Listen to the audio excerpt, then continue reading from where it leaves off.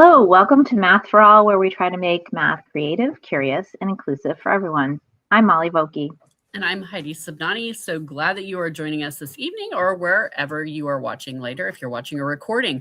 We are really excited today to be speaking with Jennifer Lempp. And so we've not met in person. We just met a moment ago via technology, which is so great. So we're really looking forward to it. You can follow us on Blue Sky, on our Math for All YouTube channel and our Facebook page. And you can also find us on our website. So we hope that you'll be following along at any or all of those spaces. Yes. And also we have our book, Math Activators, which is a book about fractions, decimals, and integers, which are some common sticking points for kids. So this helps you to open up the conversation about misconceptions in those areas. So we are going to talk about hating math today. No, we are going to talk about that, but what can we do about that? So we are going to be here with Jennifer Lempp. So let me read her bio. Dr. Jennifer Lempp is an educational consultant who partners with schools and districts across the country to implement instructional practices that are practical, sustainable, and impactful. She is the author of Math Workshop K-5 and Math Workshop 6-12, practitioner-focused resources for teachers, coaches, and administrators that highlight best practices in mathematics education. With more than 25 years of experience in education, Jennifer has taught elementary and middle school students and served as a mathematics coach and district leader. In addition to her consulting work, she currently serves as an adjunct professor at George Mason University, where she teaches mathematics methods courses. Her goal around her work is to make mathematics more accessible and enjoyable for both students and teachers. So let's bring her in. Hello. Hi, Heidi. Hi, Molly. Good to see you. Good to see you too. We're so happy that you're here. I really appreciate the invitation. It's great to be here. We've been very excited about this. When your most recent book came out, I was like, oh, I wonder if she would want to come on. So we're really excited to talk to you, but we always love to start maybe at the beginning, it could be in the middle, but what is your math story? Well, I will share that I had quite a bit of a hot and cold relationship with math as a student myself. It was hot for a little bit until it just turned into too much to memorize, where I realized I could no longer be successful in this memorizing world. Why does it work? I was never going to find out. But being successful in math back then was about, being fast. It was that idea of like being the first one done, being fast and memorizing all the steps. I had no idea why any of those steps worked. And so at a certain point, it kind of dropped off. I became a teacher. And to be honest, math was my least favorite subject to teach in those early years, least favorite. And to think about me now, and this is all I focus on, proof that people can change and that things can shift for you. It was really, I realized I meant well. I loved my kids. I loved the idea of teaching, but with math, it was very much about regurgitation, right? It was about just like getting those steps out to get a right answer. It was about answer getting. It wasn't about thinking and problem solving. I felt like I was beating my head up against the wall for several years and started to think like, I feel really bad about myself teaching math. I started making some shifts, some changes, and slowly it morphed over time into a workshop approach. But for many years, I never called it that. I was just trying out things, trying to play with something that would feel better for me, feel better for kids.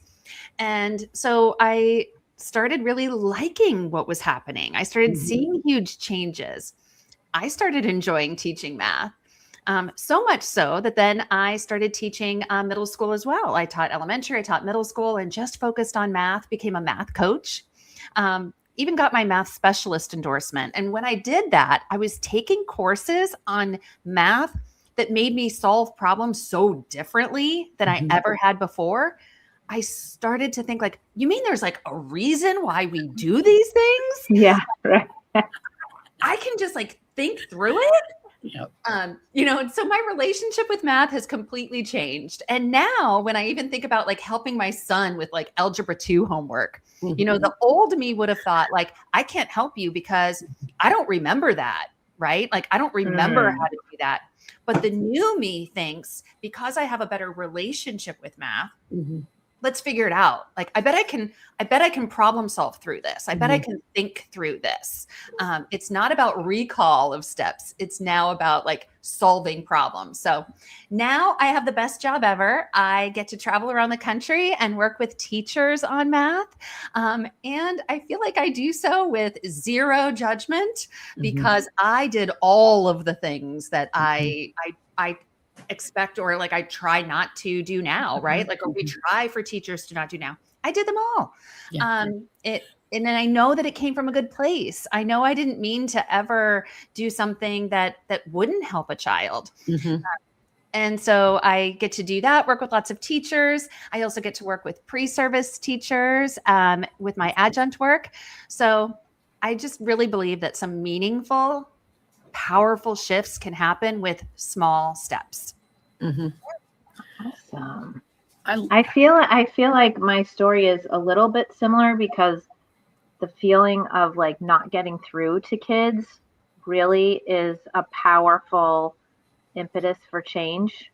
And you do have to make small, reading through your book, you're saying, don't change everything at once, try to make these small shifts. And it is the way to go, because if you change everything, it's really hard to know where you started from and what was working when you started. Because, every form of teaching has some place, but you just need to figure out where it goes. Right. Yeah. And I feel like I have to know what's working and what's not working. And when you change everything, change is hard and it's going to be messy. It's not like those first couple of days of me doing things like small group instruction and learning stations worked beautifully. It didn't, at first when you're changing things, it feels messy. And so with going slow to go fast, you can figure out like what is the piece that's working here versus what's the piece that I still need to change? What's the piece I just need to like lean into and keep trying? Yeah.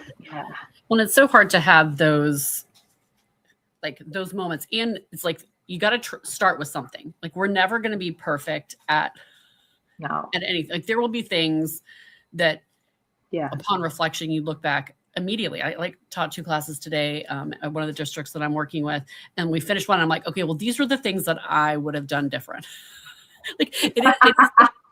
I love that. It is that moment of like, okay, I definitely recognize I forgot to write on my like cheat sheet notes to myself, like have them bring this. And so I like missed a part that I thought, oh, I'll remember that. I'm not going to remember. No, I'm really not. But I said, you have to try something. Like, pick a thing and try it for a meaningful amount of time. Yeah. And then you'll know what you need to tweak and what you don't. I said, there are some things, some people can remember like the order that they're going to, talk to kids in about this particular problem that they've been working together to solve. I'm not that person. I know that. I know I need to number it around, if I'm around the room or which group am I going to, I'm going to need to write it down so that I have that kind of guide for myself. If you can remember that, fantastic for you. You young. But it's that idea of like starting with something and working through that process. I feel like I'm always learning something else. So I sometimes worry that we think that we have to wait to make a change or wait to do something until we feel perfect, until we feel completely ready. And there is no like perfect time. There's no, I've reached it. I've reached the end of my math learning completely. Like, I'm still always learning. Yeah. Well, not to mention like every year you have a new set of students with different needs, experiences. So everything that you've done in the past is not going to be exactly the same because the kids are different. So Absolutely. I was just watching some videos that I was working with a student, and I used some of the videos in some of my content professional learning. And I was watching it and I'm like, wow, I've come so far since then, because yeah, the things that I was saying about this child's strategy, I was calling, I said something about like, oh, he was using the open number line strategy. And I'm like, no. He used an open number line to model this show his strategy. Right. Yeah. And so I'm like, wow, that was like a video I took like 10 years ago. And I'm like, look at how much has even changed since then. I'm watching this video going like, oh man, I really said things wrong, but I still use the video and I just tell people like, because, hey, Yeah. I didn't use all the right words, but I was still making a huge impact with that child. That child was still teaching me so many things about their learning. And so you're not going to get it all perfect. It's all right. Right. Right. Well, let's actually talk about this, right? Yeah. Because I feel like this is the premise of most of the work that all three of us do. And in general now, this is what we're kind of dealing with in the whole math community. So why do kids hate math, and what can we do about it? Yeah. I think first I just have to say, like, I know we're using like a really strong word here, hate, right? So I recognize that it's a really strong word, and people have some very strong feelings about math, more so than a lot of other subject areas, right? And I don't believe that it's as simple as like hate versus love. I don't want to take that binary bias approach. Like it's not hate or love. In fact, I recognize that there are going to be students and teachers that might never believe that math is their favorite subject. While I turned from absolutely despising teaching math to now loving it so much, that didn't happen I didn't go from one to the other, right? There was process, many stages. Yeah. And so I recognize that in this, it's not just as simple as like hate versus love. But we also know that there are a whole lot of adults who really do not like math. In fact, I think it's like about 2 out of 3 adults say they experience a lot of that math anxiety. And like the three of us, we're the weird ones because we think we're the math people, right? Like we're the oddballs. But because that's become like such commonplace and accepted, people openly talk about that. So one of the things I wanted to know is, I know that this is how this is with adults. I loved talking to my pre-service students in my math methods course. And these are like 20-year-olds. So in talking to them every semester, since I started like in the summer of 2024, I have them write an autobiography about their experiences, what worked, what didn't, what they liked, what they didn't. And at least 2/3 of every single class shares how much they dislike it, how much they feared it, how much they were even dreading taking my class until they walked in, of course. Right. You changed everything for them with your magic wand. I hope I changed something, but they were they really didn't want to take the class because they were fearful of the math. So here we have like my generation, which is, just a little bit older than 20. just 1 or 2 years. Yeah, just a tad. My generation, who I recognize and I know how we were taught, and that's just the way it was, right? Like that's how things were, and everybody was doing the best they could. I understand that why many of us don't like math because of those experiences. But of course, things should have been changing by now, right? But these 20-year-olds are saying the exact same thing. They're sharing things like, we had to memorize steps. I was given lots of timed math tests, which made me feel sick to my stomach.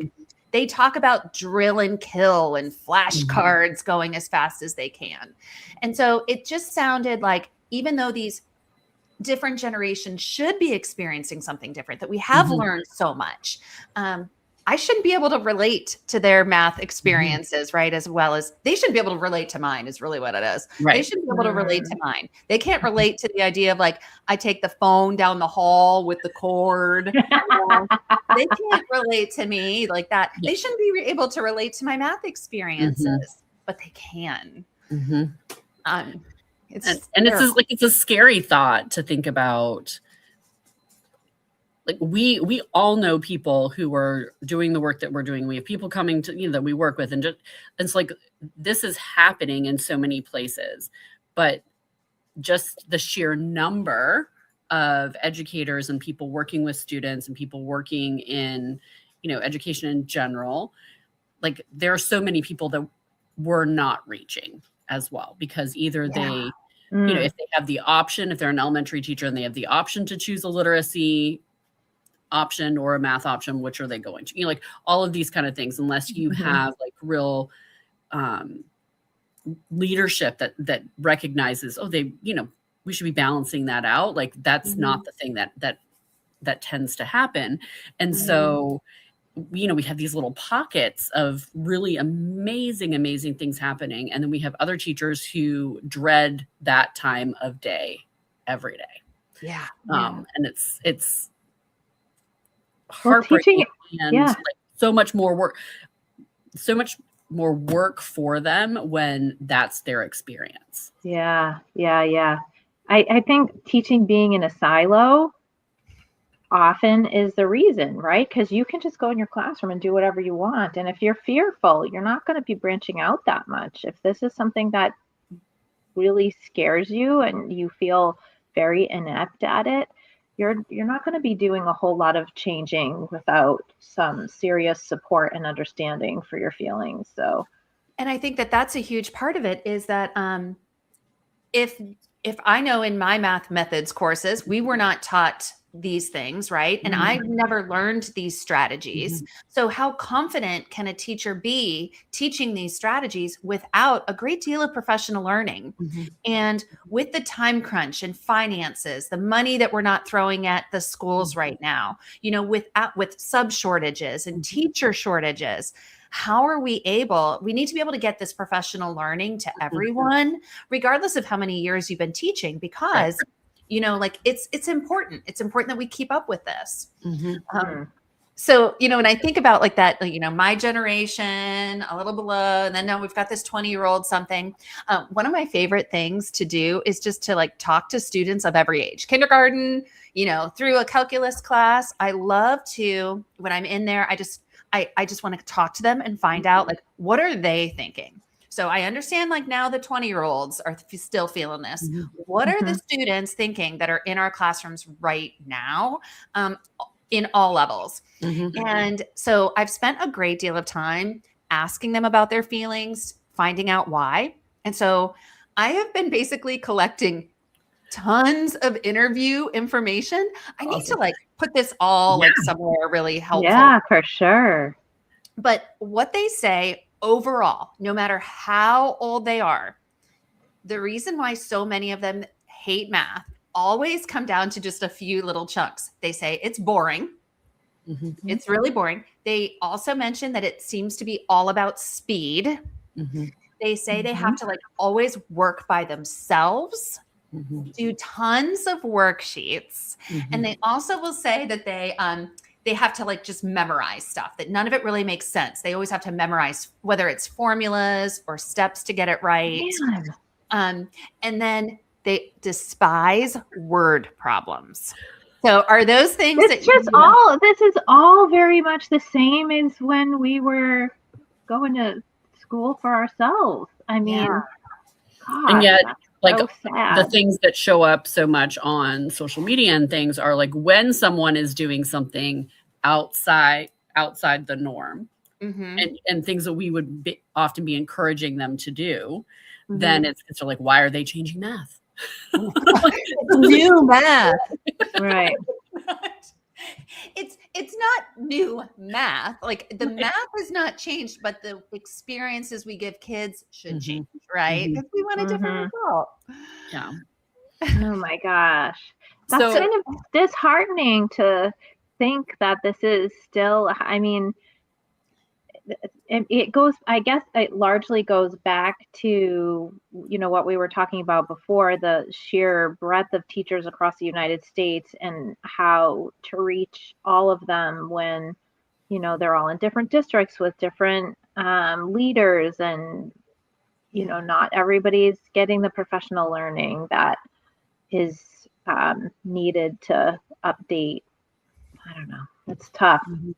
Every time I start to feel a little disheartened when I hear this kind of thing from a student, no matter how old they are, or an adult, I also end up having such hope because I also walk into classrooms where I see teachers who are just rocking it. Or I'm working with a district leader or a principal who they are just like, they know exactly those best practices for mathematics, and they're doing something about it.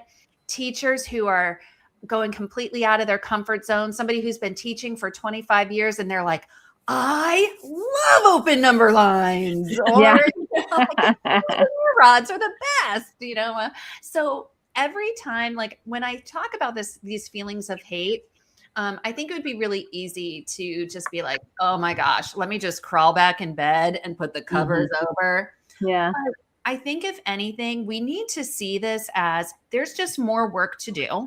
And there are some really actionable things that we can do about it, and not humongous shifts that change everything. Like we talked about in the beginning, like we don't have to throw everything that we're doing out in order to do what will help kids move into a place that is further away from hate, maybe hasn't hit love, but at least moves away from hate. And I feel like, a lot of the people that you've had on this podcast, those are the people who are doing that right work. We have great solutions to this problem of people not liking math, right? I think one of the things that we can definitely do is we have to stop using the language around this, like, not math people, right? We have to change our language, and that can't be acceptable. And so when I work with any parent groups, when I work with teacher teams, hey, music teacher, hey, art teacher, we don't say that math's not our thing here. Like, we don't do that, right? And so it's really important that we recognize that was a period of time, and that we should not be using that type of language anymore. I think that's really like one big shift that we can make, so that people don't believe when they're struggling that puts them in the camp of not a math person, right? I mean, you can probably hear it all the time. Well, that's like humongous though, right? Yeah. Just to make that one shift would be huge. I mean, because you can't stop it in social media or in movies. And I mean, I just saw it the other day, and every time I'm, with anyone watching anything where they inevitably say they hate math for one reason or another, or there's some terrible math teacher or whatever, I'm like, well, this is the problem. We're perpetuating it. Right. So, but what you're saying is go into schools or whatever your community is and talk about that. We're not doing that anymore. Yes. We're just not saying that anymore. Yeah. I think another thing is other language that we use. I don't think we spend enough time kind of unpacking. So we use language in education, a whole lot of educational jargon, right? We'll say best practices in math. We say student-centered. Well, I think we need to spend some time talking about what that really means. What is a student-centered approach? I don't believe that every single person would have the same definition. And I don't believe that we have enough time as teacher teams to really discuss things like that. And so we have to prioritize unpacking the jargon that we use or don't use it, right? So if we want student-centered, let's talk about what that means. That means students should be doing more of the math, right?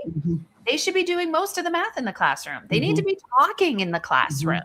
If we're able to provide even a little bit of choice, that increase of choice increases autonomy, it increases engagement in our classroom, so how can we get them to do more work together where they're learning from and with one another, not just a teacher, giving them time to explore a concept rather than just memorize it. Mm-hmm. So we can make sure that we unpack some of this language that helps us know what is the good stuff. What's the stuff I should be doing? If I always feel like I'm just being told, like, stop using the flashcards and stop using the time tests. Okay, but what do I replace it with? Right? Like, I need some help maybe figuring that out. Mm-hmm. And a lot of these conversations to me sound very much like systematic. Like we should be having these at the district school, a bigger level than just like, oh, here's your 4 math teachers. Yeah.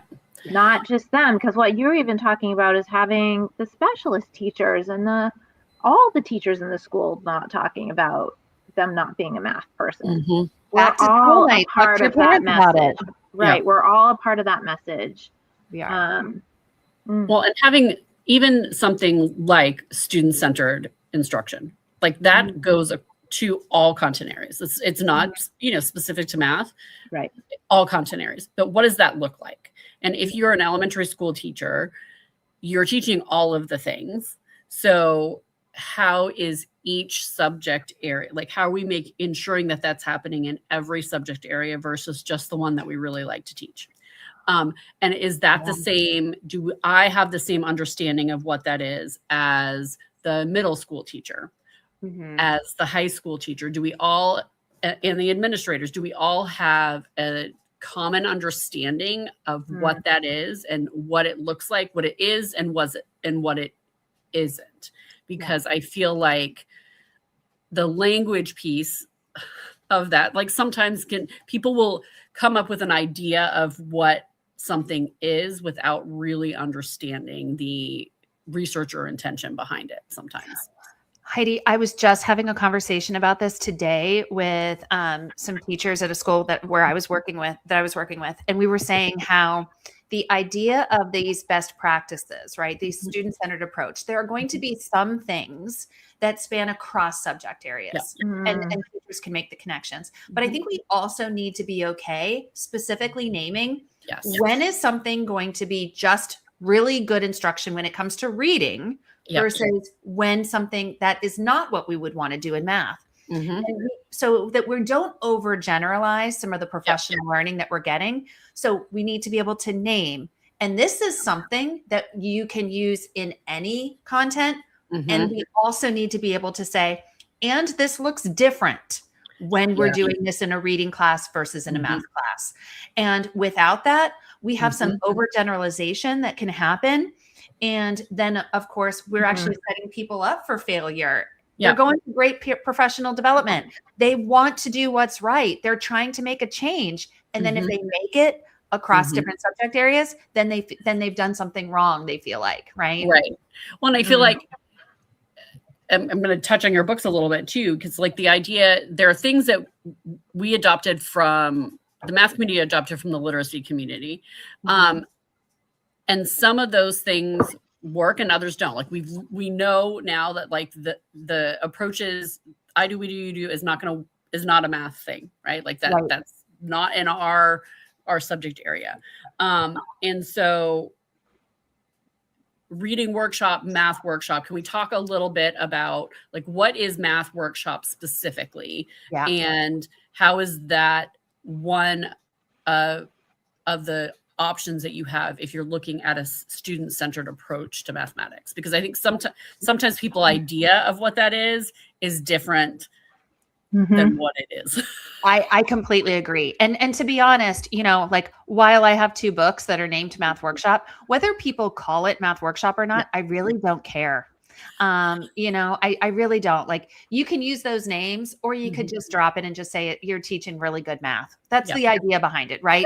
So when you open the cover, if you don't read Math Workshop, you're looking at a book that is meant to help create the type of learning environment that allows for those best practices, that student-centered approach consistently. Not the thing that's on Fridays, not the thing that happens every now and then, but the thing that can truly allow for students to have, like, be curious, for students to have a voice, for students to have that choice, but also a place where teachers can really find out about what students know and what they don't know yet, with a good blend of whole group and small group instruction. So that's really like, if I were to say, you know, like my elevator speech, like I've got 3 seconds. I don't care if you say math workshop. What I care about is, hey, how can I get those things happening in my classroom consistently? Consistently. You know, it's like, how do I start with something that is going to jazz kids up rather than shut them down, right? The first 5 to 10 minutes has kids quiet, working by themselves on a bell ringer or a warm up. And they already feel like there's no way I can do this. This is too hard. I've lost them. I've lost them for the next 60 to 70 minutes. But if I use something that is going to be a reasoning routine, you know, or a number sense routine. So, you know, like when you have that as your start, something like the Steve Weinberny work, you know, around SIMPLAD and estimation clipboard and SD mysteries, you do something like that, you're going to hook those kids. You're going to hook them. And they're going to want to keep talking. So then we have a solution now to what they hate about math. It's no longer seen as boring. It's not quiet. It's not by yourself. You're talking with a partner in the first 5 to 10 minutes, right? Like, so that's so powerful. And then we move into whole group instruction, but maybe that whole group instruction doesn't take the rest of the class.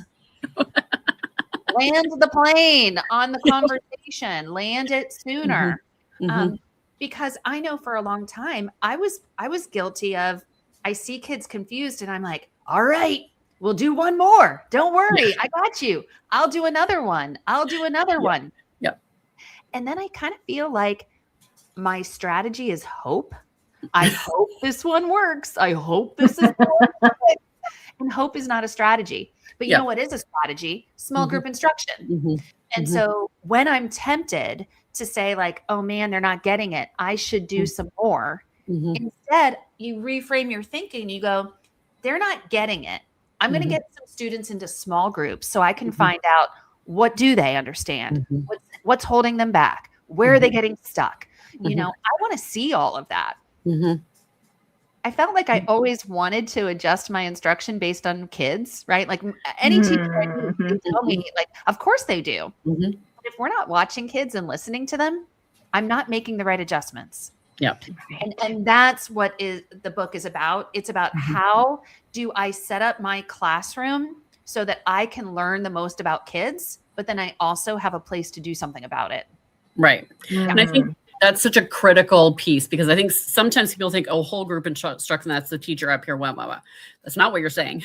No. It's like that we can give kids a interesting problem to think about. Yeah. In groups or together or in pair or whatever it looks like. And you can be going around, but you're also then making a decision of like, I'm not just going to leave them in this situation if I'm seeing some things that I want to address in a smaller group. So like, that's one of the places that we can find out about what our students know, and another is small group. So it's not like, I think sometimes the confusion becomes, oh, well, when it's whole group, it's the teacher show. Yeah. And we lose those pieces, and the small group is their time. I'm like, no, that's not what it makes sense. Not at all. Not at all. Right. I mean, when I think about a really good focus lesson, you know, think about the amazing work around the problem strings, right? From Pam Harris and Math is Figure Outable. Think about like BTC, right? Like you get kids up and do some tasks together. I also just like think about numberless word problems, right? Like I love using a good numberless word problem as a focus lesson. You learn so much about kids during that focus lesson. But I also know that sometimes after that focus lesson, I have some kids all over the place and I need to do something about it, right? So let's get them into small groups. Sure. Ideally, it would be great if I could just do individual one-on-one instruction with every kid and I could interview them daily. But because I can't and I don't have the time, the next best thing is small group instruction. Yeah. What I love about all of this is the flexibility around it, and that it's going to look different depending on who is making the decisions to organize their time in a way that does cater towards kids. But I also love, like, it's a format that can, like what you were just saying, BTC, since that's the hottest thing right now, right? Even like looking at the math workshop framework, so to speak, one of the frameworks is totally catered towards that. And it was before BTC was even, coming out. So, I love that when I talk to teachers, I want them to understand, like, yes, we're going to be talking about BTC strategies, but also like so many of the things that make BTC the most amazing thing that there ever was is that it has a lot of the basis of how you set up your classroom and how you create a culture and how all of those things are still the same as how you describe them in Math Workshop. Well, and the small group is still part of that.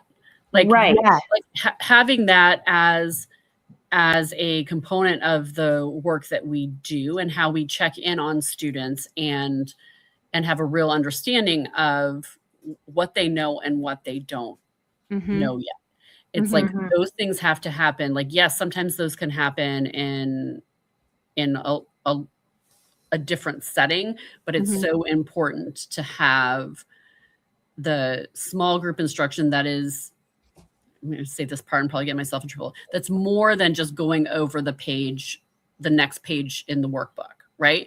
Like it's that idea of, well, it's checking for understanding versus checking whether or not you can do it, right? Yeah. We were only assessed on whether or not we could perform it and any of it. So we weren't really ever assessed on whether or not we understood anything.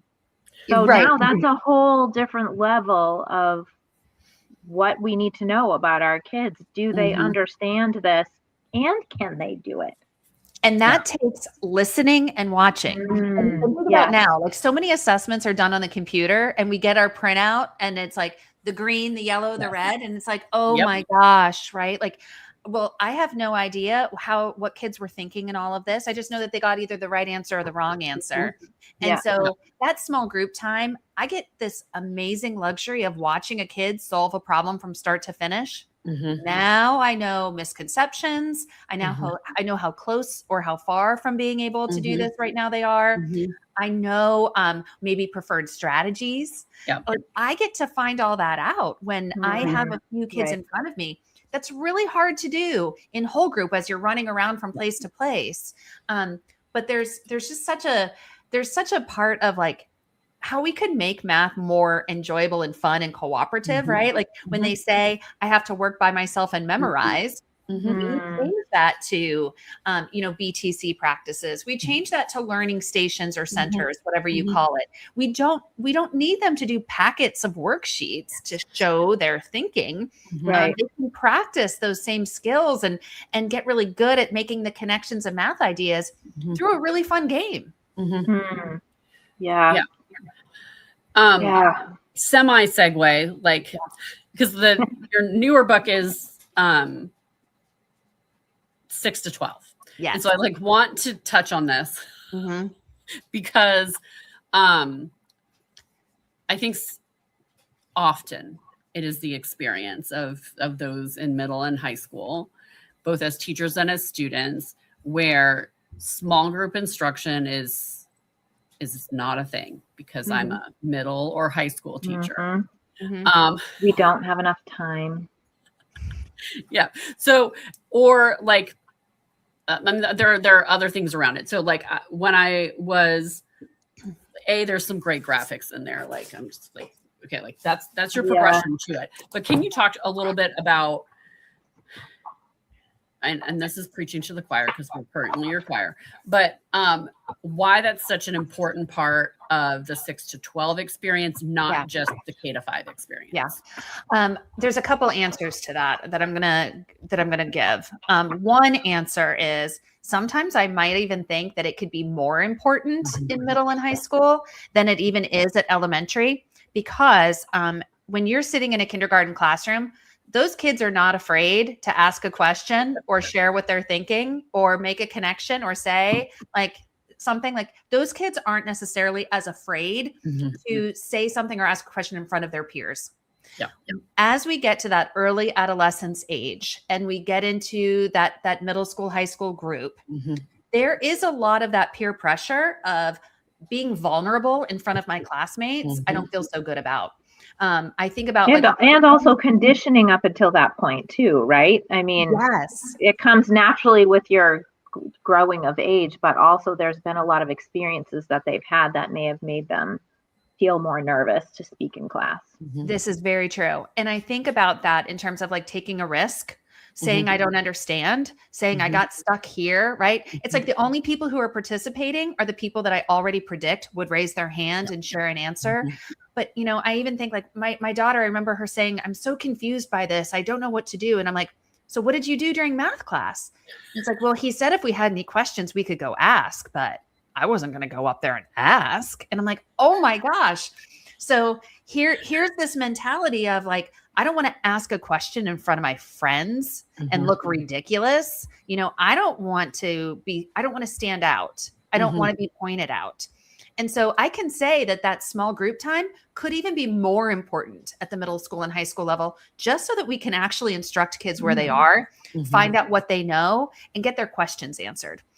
Middle school and high school students are the ones who have told me too, like, that's where I feel like I can get my questions, answered. I can ask my questions. They also will say I can pay attention more during that time. I think my other response to it would be, it's really just good instruction for anyone, because like you're going to find out more about a student. Unless you ended up with a class of 26 students who are exactly all on the exact same path, they know exactly the same thing, and they're all performing exactly the same way. Yeah, then that's pretty common. Yeah, I mean, I don't know. Am I the only one who hasn't had that ever happen in any class that I've ever had? But it's one of those pieces of, if you need to differentiate at all, if you're looking at all to have two kids like who aren't maybe on the same path, like small group instruction is going to help you. It's never going to hurt you. It's always just going to help you know your kids better. And I mean, in middle school and high school, sometimes you are definitely not going to find some of that out unless you talk to the kids, because they might not share it with you. Where maybe a kindergartner is like, I don't know what to do, right? Right. They'll tell you all the things that are going through their mind. Yeah. My cat's name and my aunt's brother's girlfriend's cat, like they'll tell the whole story. Yes. Exactly. So I love it. High school piece is important. And there's a lot of that's just good practice, regardless of whether or not I'm sitting in a calculus class. Because, like even in that calculus class, we've got a lot of problems to solve, but I need to figure out why these kids are not getting this part right, but why they're getting this right. Yeah. I think it's so important for teachers to know, though, too, that, again, going back to the flexibility on this, right? Like, so you are going to provide instruction when you see that students need it, right? Like you're going to make your schedule so that you have a time where that can be done. And then before there's an assessment, you're going to be checking in with students. And this is supposed to be flexible for you and for them, so that you get what information you need and students are able to get their questions answered or the experience that they need with you in order to move to the next level. Absolutely.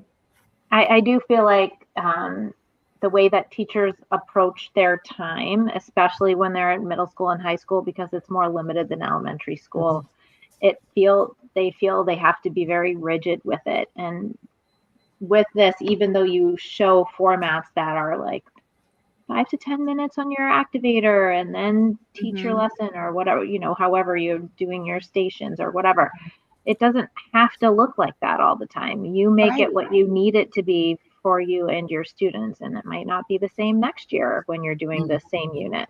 Absolutely.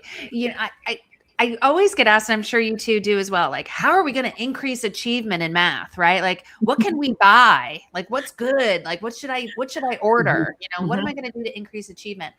But if we don't go back a little bit, I don't care how fancy and fun your lesson plans are, but if we don't decrease anxiety first in the classroom, they're not available for whatever fun lesson plan you have.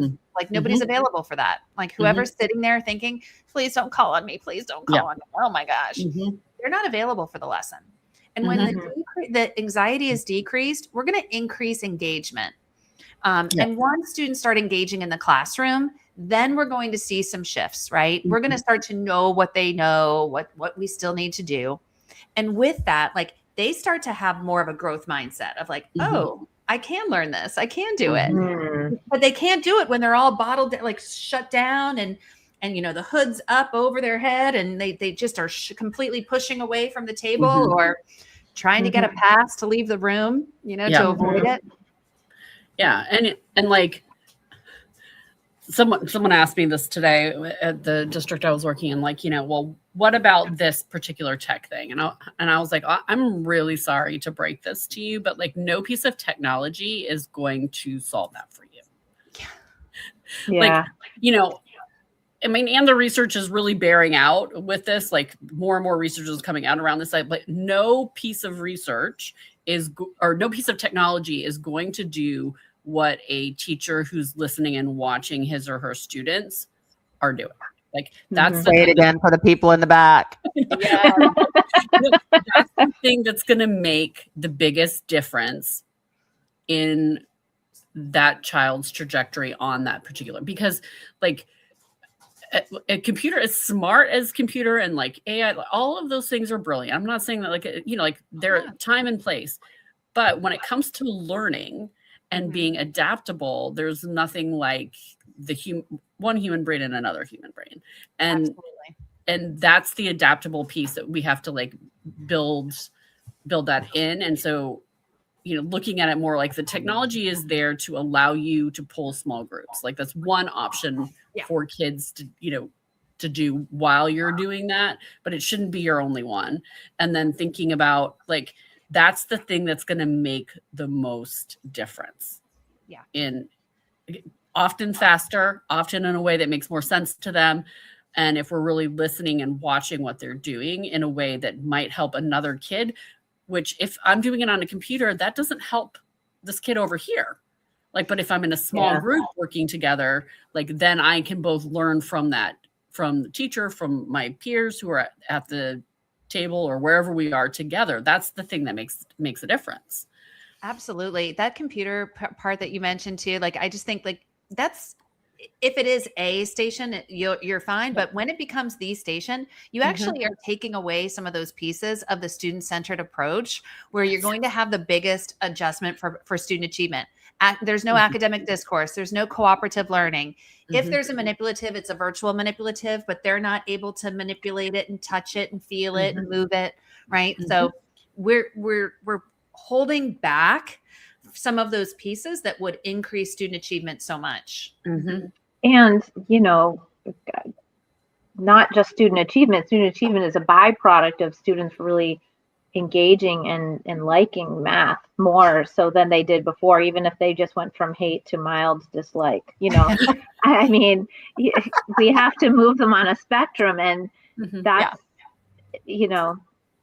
when you like something that you're doing, or you're at least finding more enjoyment in something that you're doing and feeling more successful, that's a whole different way to measure how your school's doing with math.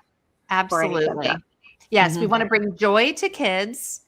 We want to bring joy into the math world, but we also want to do it without sucking the life out of a teacher, right? Like we need them to stay in the field of education. And that's really like at the heart of like some of the work that I want to do. And I know it's at the heart of what you're doing. Like it's how do we make this doable and sustainable for teachers? And like I see everyone's working really hard. It's like, how do we help everybody to work on the right stuff? Right. Yeah. Like let the computer program like message a parent if we're missing something or we're in danger. Like I don't need to physically write an email for that anymore. Like we can set those things up.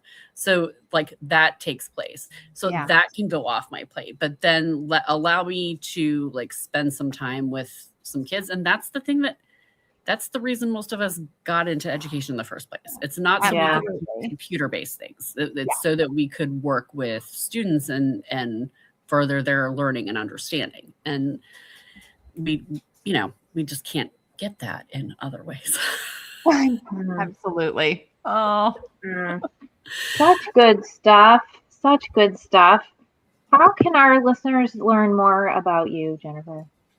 Well, I am on the social media platforms. I am on Blue Sky. I'm on Facebook, and I'm on Instagram and LinkedIn. You can definitely find me there. You can also learn a little bit more about the work that I do on my website, jenniferlempp.com. You could also pick up my 2 books on Math Workshop, and they are at the Heinemann website. You can get them there or on Amazon. And anytime, just reach out by email. Chat with me. Yeah. Yay. Yay. Well, thanks so much for being with here. No. Good thing I'm a math teacher. I will be with you here, with you here, anytime. I loved every minute of it. Oh my gosh. Oh, Excellent. we're awesome. Excellent. Yes. All right. Well, I hope we get to thank you meet so in much. person. Thank you both so much for having me. I really All right. appreciate it. It was great talking to you. All You right, too. Thanks. Oh, again, good stuff. I Good know. stuff. But this for me felt like kind of coming full circle in all the stuff that we've done since we've started doing this job. Really, Math Workshop was like really huge when we first started working together. And it feels like it's full circle.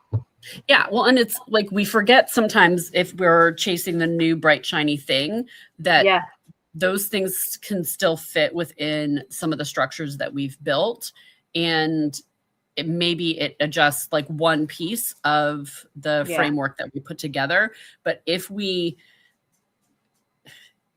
like, okay, I'm going to go down this thing and I'm going to just throw everything else out, like then we're still missing the pieces that are needed in order to reach all students. And so I just think I love how that comes together in these books. I'm not all the way through the 6 to 12 book, but it's amazing. So good.